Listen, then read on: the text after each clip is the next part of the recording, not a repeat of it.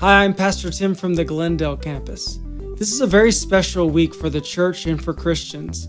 We call this week Passion Week, and this is the week that we celebrate and we think about the last week of Jesus' life, where he went to the cross and he died and was put in a tomb, and then ending and when he was resurrected from that cold, dark tomb, we get to celebrate on Easter Day.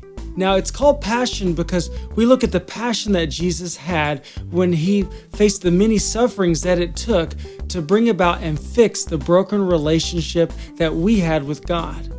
Today, we're going to look at what Jesus did on that Monday before he went to the cross. But first, let's do a quick recap. On Sunday, Jesus came into Jerusalem and he was riding on a donkey. And that's actually important for a couple of reasons.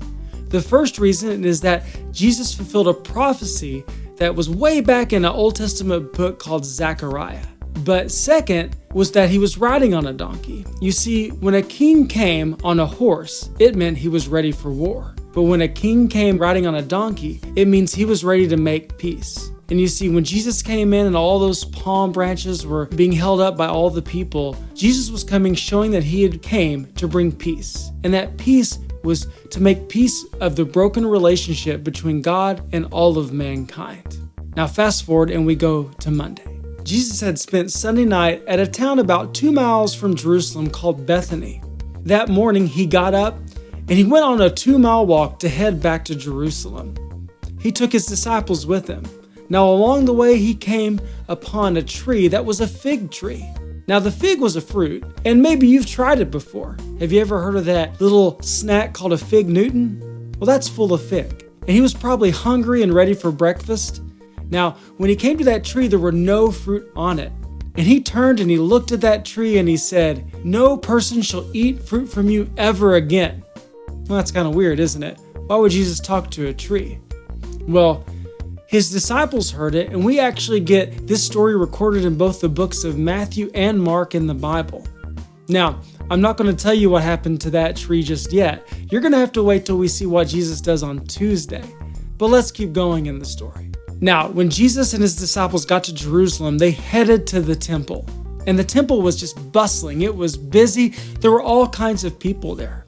Now, a lot of the people were going there to give offerings to God, which was required of them by this old law called the Law of Moses that God had given way back in the book of Exodus.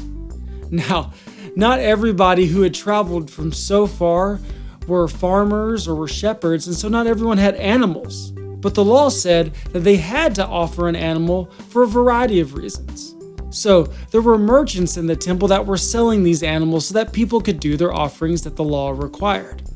Now, when Jesus went inside, he saw that some of those merchants were charging outrageous amounts because the people had to have animals, but not everyone had one. And so there were merchants in the temple trying to make a ton of money off of people who were required to give animals as an offering. Now, you might have heard this story before because this is the one where Jesus gets really, really angry. He gets mad because these people were trying to take advantage of other people, which Jesus wasn't very happy about. In fact, he took the tables and he threw them to the side and he just got everyone out of the temple. It was a crazy scene.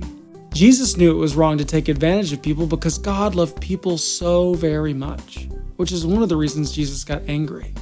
But the cool thing is that when you look into the story afterwards, instead of staying angry, he went on to heal many blind people and many people who couldn't walk because of his compassion and love. Wow, Jesus is quite the example. Now, Jesus ended the night by walking those 2 miles back to Bethany. He could have been thinking about a lot of things. He could have thought about that tree that had no fruit to feed him. He could have thought about all the people who had came from so far to be at Jerusalem this week. He could have thought about those merchants who tried to take advantage of other people and stayed mad. But you know, one of the really cool things about this story is I think Jesus prayed because Jesus cared about people so much. You see, this was just the start to the greatest act of love and compassion in the history of the Bible. And Jesus wanted people to be ready to receive him. Jesus had came setting the stage for what he was about to do, this great act of love and forgiveness. And this is my challenge to you today. I want you to pray like Jesus. And just like Jesus probably would have been praying for all the people that he was thinking about and interacting with this Passion Week, I hope that you can start praying for people too. because this might be the week that people experience Jesus' love for the very first time. Have a great Monday.